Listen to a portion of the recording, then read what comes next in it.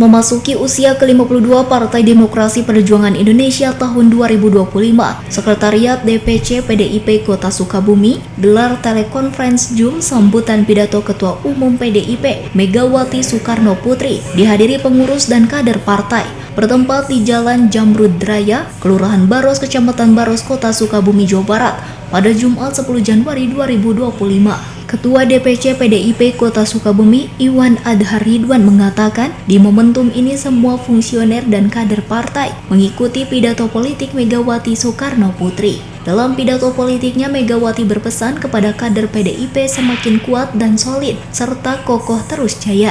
Iwan mengungkapkan atas dukungannya kepada wali kota dan wakilnya terpilih, F. Zaki dan Bobi Maulana, suatu kebanggaan sebagai partai pengusung di Pilkada 2024.